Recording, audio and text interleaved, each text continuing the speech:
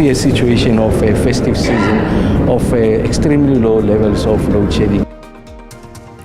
Uza kuqhuba ucimicimi wombane nangexesha leziyunguma kodwa ngamancane basezantsi. You are the defending champions, and if you don't win this game, you won't be at the tournament. Umqeqeshi weBanyana Banyana uDesiree Ellis ulibhengezile iqela lezakudlala imidlalo emibini yokuzibekela indawo kwi-AFCON yabasetyhini neqela laseBurkina Faso.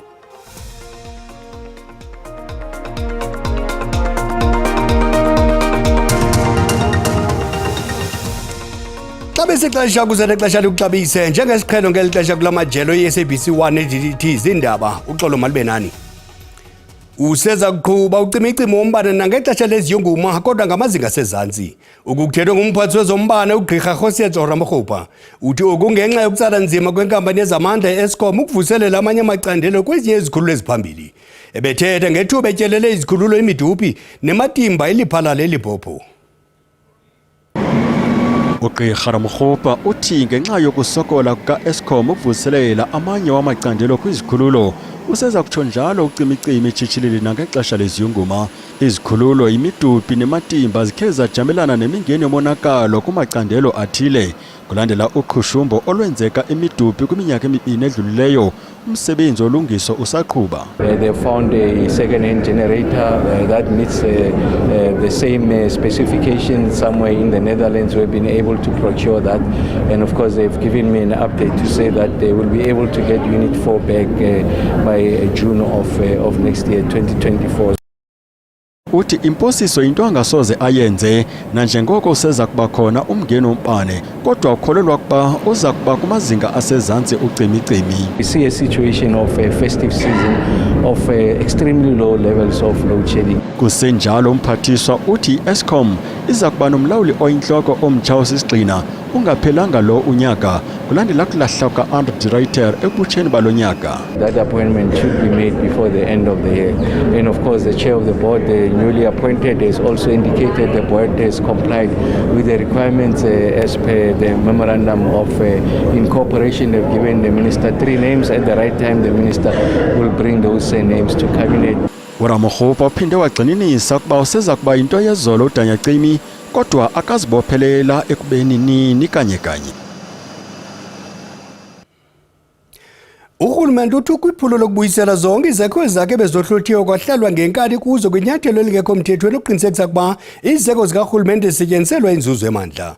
Umphathi wemisebenzi yoluntu neziseko zophuhliso uMnumzana Sihle Zikalala bethethe eKapa emva kokutyelela indawo zesebe lakhe ezohluthwe ngokungekho mthethweni. Kufikwe kwizakhiwo zikarhulumente nezathatyathwa gwenxa kwiminyaka edlulileyo. uZikalala uthi iphulo lokubuyisa ukuthatyathwe ngokungekho mthethweni elibizwa njenge-bring back liyaqhuba kwilizwe jikelele ngenjongo yokuqinisekisa ukubuyiselwa kwakhona kwezakhiwo zikarhulumente ukuze kwandiswe ukusetyenziswa kwazo nenjongo yazo. We would want to ensure that we bring back all state assets, but also ensure that we optimize for maximum benefit. Apha eCastle of Good Hope umbona Mxesibe wabangenamakhaya kuqenqeleka iminyaka bexhumeka amatyotyombe. uZikalala uthi isebe liza kusebenza nesebe lezokhuselo ukufumana umyalelo wokugxotha ukanti uzamkele ileta ezisuka kusodolophu waseKapa ezimayelana lomba. We will work with the defense to ensure that they are evicted.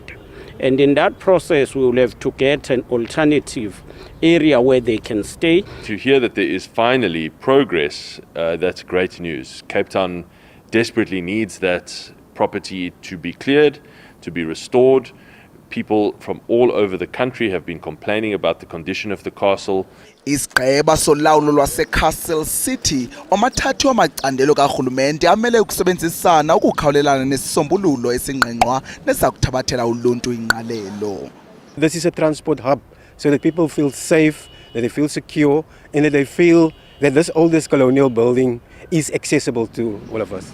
uZikalala uza kuba inxalenye yenkomfa yezakhiwo eKapa neza kushukuxa imiba emayela nokuphathisana kwecandelo likarhulumente nelabucala ukuphuhlisa iimeko zezakhiwo ezichaphazelekileyo ukuqinisekisa inzuzo yabaninzi.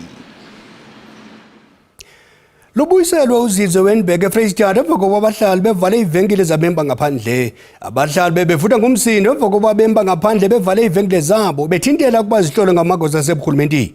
Amagosa aphuma kumasebe karhulumente ohlukeneyo ebehlola iivenkile ezirhanelwa ngokuba zithengisa ukutya okuphelelwe lixesha. Abahlala bagungqi kwelithi ivenkile zabemi bangaphandle ziye zavalwa ngabaninizo ngethuba amagosa aseburhulumenteni ehlola ivenkile masihlale zivaliwe. La magosa behlola ivenkile zaseWynberg ze athimba ukutya okuphelelweyo nayo yonke impahla yomgunyathi. Abahlali bathi abanini bevenkile ziye zavalwa kufuneka baqale bacacise ukuba baye bazivalela ntoni ivenkile zabo.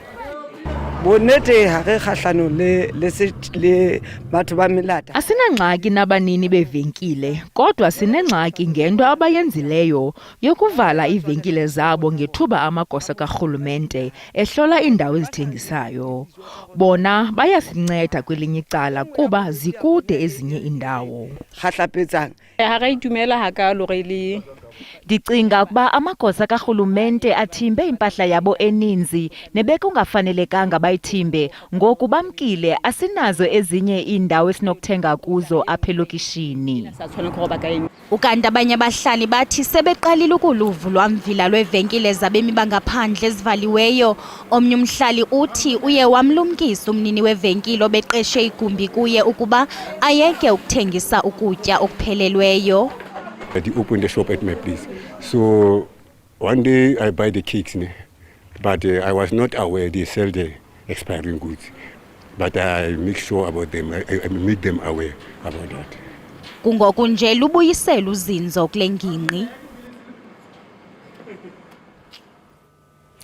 Umongameli Cyril Ramaphosa uthi unathemba lokuguzulwa kokusilela emsebenzini kumazibuko kwaye uthi isicwangciso sokulungisa le ngxaki sele sime ngomumo.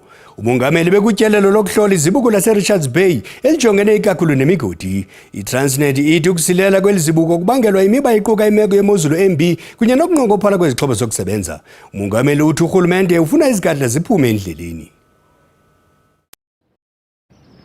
Yebo, umengameli ubambe ingxoxo ekhethekile futhi ke ebezisesithe kanjalo nekhulu ke zalapha eTransnet kubalwa ke nobuholi bakhona lapha eTransnet kanjalo futhi ke no Premier ngathi undunankulu wesifundazwe KwaZulu-Natal noMusa Dube Ncube lapho ke kade bembriefa bemtshela kabanzi ngeenkinga ekhinyabeza kakhulukazi ke ukuhamba kweemoto ngoba azisalawuleki kakhulukazi amaloli okuwona athwele ilahle lisuka le esifundazweni iMpumalanga eze lapha echwebeni elikhulukazi lalapha eAfrika lapha iRichards Bay. Akubekileke umengameli ukuthi ke kuzoba khona uhlelo lwesikhashana ukuthi amaloli lawo kuzoqhutsheka nohlelo bekuvele lusetshenziswa ukuthi ama-truck wonke azoprocesswa eceleni kwemigwaqo kanjalo nosomabhizinisi bendawo baqhamukile bazosho ukuthi ezinye zezinhlelo zokwenza ukuthi kulawuleke ukuhamba kweemoto emzileni yalapha kakhulukazi uJohn Ross Highway kanjalo futhi no-N2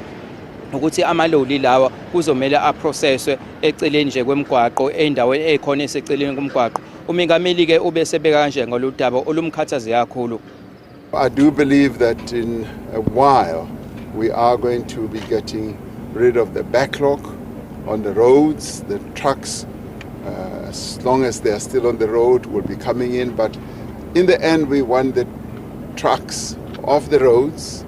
We want the products that have to be exported on rail.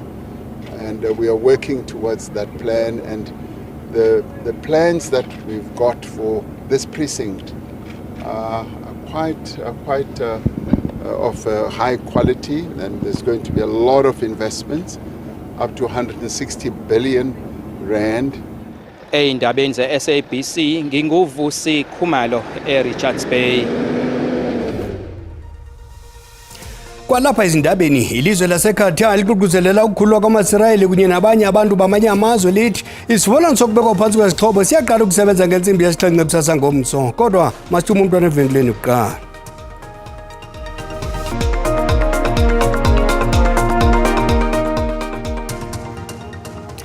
samkela abasanda kungena xa sihlabela mgama ilizwe laseQatar liququzelela ukukhululwa kwamaIsrayeli kunye nabanye abantu bamazwe lithi isivumelwano sokubekwa phansi kogqogqi siyaqala ukusebenza ngentsimbi yesixhenxe kusasa ngomso kwaye abantu abathinjiweyo bakhululwa ngentsimbi yesine.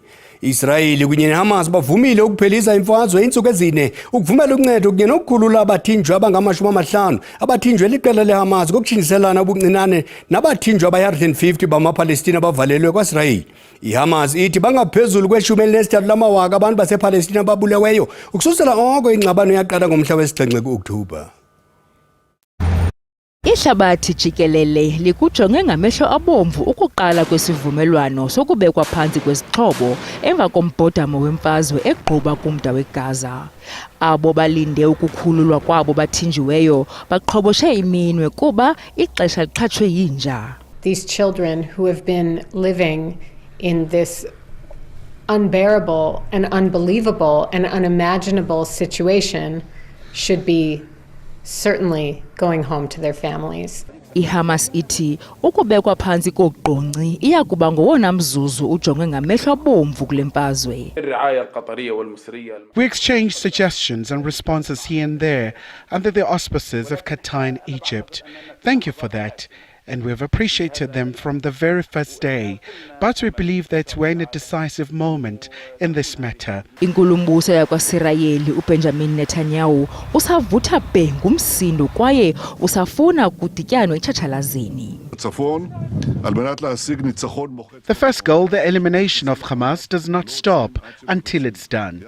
Second goal, the return of the hostages. We're making progress. Kusenjalo unobhala jikelele we-ANC uFikile Mbalula umgxeke kanobomi uNetanyahu esithi akayondoda inoxolo. Sibuyele ekhaya zonke izinto sezimi ngononina kumsitho okubhiyozela ukusekwa kwe-ANC ozokubanjelwa eMbombela eMpumalanga ngoJanuwari onyaka ozayo. Kulindelwe abantu abamalunga nekhulu lamawaka abaquka amalungu abaxhasa nozakuzaku nabahlobo be-ANC. Amashishini okwamkela indwendwe nokhenketho anethemba lokuxhamla kumsitho obanjwa rhoqo ebutsheni bonyaka nokulindeleke ubanjwe phambi konyulo jikelele kunyaka ozayo. Umsitho uza kusebenza njengomzuzu wokugqibela wokukhuthaza abavoti ukuba bavotele umbutho. Sizohambela imindeni yalabo amadela kufa we-ANC aseshonile asishiya nabo siyozibika kubona ukuthi sikhona la bakhona sizoya emathuneni wabo si-leadership ka-African National Congress ukuthi siyoshweleza nakubona nasiyophahla nakubona ukuthi cha sikhona la. Impumalanga iphakathi kwendawo ezikhethwa ngabakhenkethi kweli lizwe. Icandelo lezokhenketho nelokwamkela indwendwe linethemba lokuxhamla kulo msitho. Mbombela has the capacity to host such a large event. With regards to accommodation, we also can accommodate, such a large number. Impumalanga Tourism and Parks Agency MTPA benelihlelo lokuthuthukisa tindzawo tasemakhaya lapho tindzawo tekulala bavakashi khona ama guest house siwathethe sawayisa ku grading kuthi bayowaphakamisa lizinga. I-agente yezokhenketho nepaki eMpumalanga iqukumbela isicwangciso sokuqinisekisa ukhuseleko lwabatyeleli kweli phondo. Njengokuba ngomso ilusuku lwezaphulelo lwaziwa ngele Black Friday abantu bamaxhapheshu befuna izisulu kulungiselelwa ixesha leziyunguma. Uninzi luzikhangela izisulu online ngelishwa ke izikrelemnqa nazo zijonge ngabomvu iBlack Friday zilinde amaxhoba. Apha estudio sinayo intetheli yethu ezobuchwepheshe ukuthetha ngalomba uSandile Hlangani. Mqathi masikwamkele. Khawutsho bangenza njani abantu ukuzikhusela ukukhuthuzwa online? Into ebalulekileyo Bhele kukuba abantu ngabo ubusuku banamhlanje mabenze lento kuthiwa i-research kule nto uyithethayo uthi zizisulu sele isisulu njena ubuyijongile na okokuba ibilixabiso okanye ixabiso layo belisithili phambi kokuba ibe sisulu uzawukwazi na ukonga imali xa uyithenga lento ngoba lento kuthiwa i-said into ehlala ikhona throughout the year Bhele. Phambi kobana sibacebisa abantu uba mabenze njani phambi koba bashophe online okanye baye ezivenkileni masibakhumbuze abantu Bhele okokuba iChristmas year iyeza abantwana bazawufuna ukutya bazawufuna unxiba impahla zeChristmas. Okwesibini iNew Year iyeza phela abantwana bazawufuna unxiba bazawufuna ukutya. Masingalibali eyona nto inkulu nebalulekileyo phela uJanuary ne-uniform ne-school fees ziyeza izikolo ziyavulwa njengokuba usitsho. Sithi ke abantu abashopisha online phela nabantu abashopisha ngeBlack Friday ne-Cyber Monday ngaba bantu sibabiza ngoba ngamadela kufa. Uba ulidela kufa ke uyazifuna ezisulu phela ubuthetha ngazo okanye ubuzikhanganyile into efuna kuyenze ufuna uqala uupdate into kuthiwa yi-software so that ii-viruses ezizawungena efonini yakho ungabikho lula for ezi-cyber criminals ukuthi zingene efonini yakho okanye zi-intercepte i-transaction yakho njengoba uyenza online. Okwesibini xa ushopisha online phela yenza sure ukuba awusebenzisi i-public wifi ngoba i-public wifi yinto engakhuselekanga. Uba ukuyenzeka uyisebenzise i-public wifi usebenzise i-public wifi ozayibona ukukhuseleka kwayo ngeqhaki. Okwesithathu kubalulekile ukuthi uzijonge ii-websites ozawungena kuzo nozawuzisebenzisa ushopisha online. Okokuba i-website ongena kuyo phele ayiqali ngo-HTTPS funeka uyazi okokuba ayikhuselekanga loo website. Okokugqibela phela kuyafuneka okokuba uyenze i-research ngoba iivenkile ezininzi xa zithengisa izisulu ziba nemithetho lento kuthiwa zii-terms and Cs. Uzawuyithenga into yakho phela ungakwazi ukuyibuyisela evenkileni ngoba amaxesha amaninzi into yokuseyile okanye sisisulu awuzukwazi uyijikisa once uyithenga. Bhodomse utshaba ixesha enkosi kakhulu camakho. Zitsala nzima iintsapho ezingathatha intweni kwiphondo laseMpuma Koloni. Unompumelelo Zulu wasembizana kuye kwanyanzeleka ukuba ashiye abantwana bakhe ngasemva ayokhangela umsebenzi kwiphondo laKwaZulu-Natal. Kungokunje intombi yakhe yokuqala yiyo ishiyeke ngasemva ikhathalela abantwana bakamama wakhe. Kodwa abanazimpepha kwaye abaxhamli kwizibonelelo zikarhulumente. Sele imine iminyaka olusapho luphila phansi kwezi meko.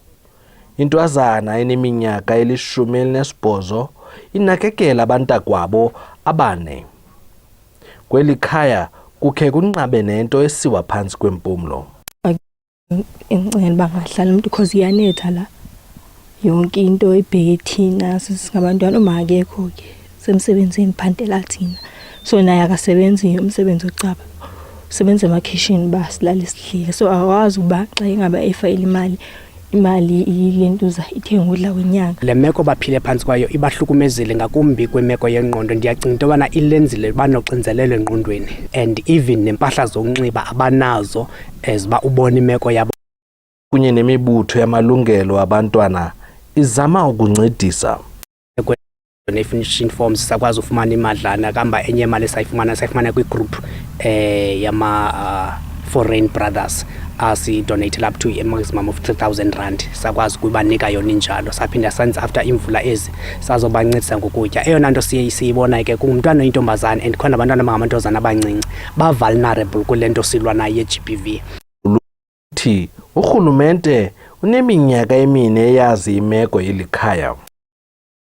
Ukuba urhulumente abonakale encedisa nemeko ezifana nezi because apha ekugqibeleni asikhali umntwana ophila ubomi obunjengobu sibubonayo abuhaleleki nokubani. Alayewini Madikizela Mandela uthi abantwana abathathu sele bencediwe ngezazisi kwaye kulindeleke ukuba isebe lozinziso loluntu lunikezele ngesakhiwo sethutyana. Ndingulandile Mbulali eBizana. Kwezemidlalo umqeqeshi wabanyana banyana uJezri Ellis ulibhengezile iqela eliza kudlala imidlalo emibini yokuzibekela indawo kwi-AFCON yabasetyhini neqela laseBurkina Faso. Yinqobe evangelo lutsha namaqala ankone ngamava aquka uJanine van Wyk ojonge ukuphula irekhodi leyona midlalo emininzi kwilizwekazi iAfrika. Ibanyana isekhondweni lokukhusela isaba sayo.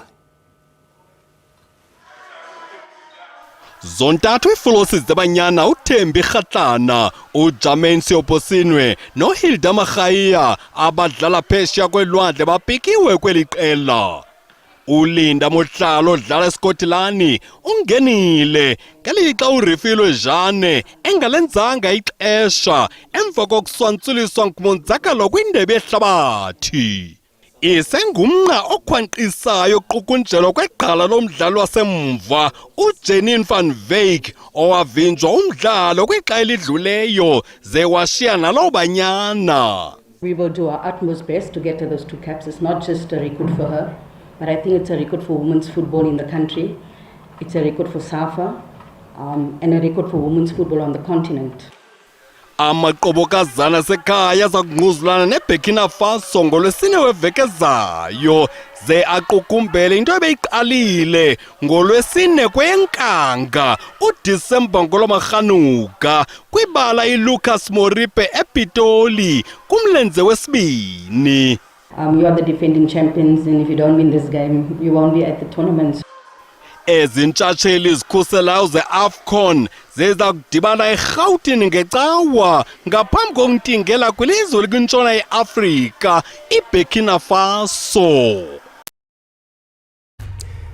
Dikalele ngazothi kwephukane yokuhlanganisa icekwa selele nomakhumalo ezenemuzulu makubethu sibele.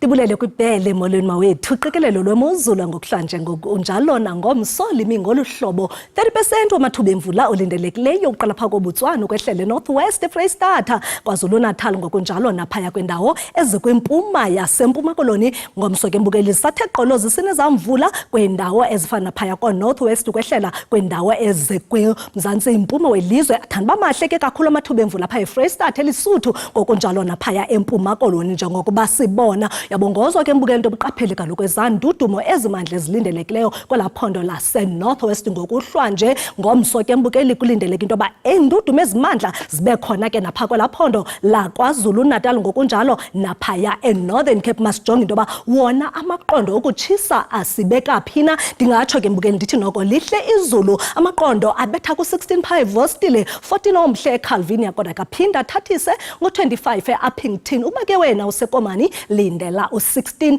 ayathathisa kamaqondo kwakhona ngo-22 eRichards Bay ngokunjalo naseThekwini 18 omhle eRhawutini ze ibe ngo-24 pha eliphalale Musina ngokunjalo nasePhalaborwa xa hlabela mgama sijonga ngomso liphole kakuhle izulu eDelft eKhayelitsha kukulethwe Kapa phaya ngo-23 kodwa kathathisa amaqondo ngo-31 eVostile ngokunjalo naseFredendal kuthanda utshisa ngo-37 eUppington kanti ke phaya eVryburg ngo-38 ngelixa eBloemfontein ingu-34 Fudumele kakhulu ngo-35 eKomani ze libe lihle izulu ngo-24 pha eMonti awuthandi ke wena uba seliphalale kuba kaloku amaqondo athanda baphezulu ngo-40 kanti ke napha koMusina iselonqatsini yelanga ngo-40 degrees kamnandi mawethu.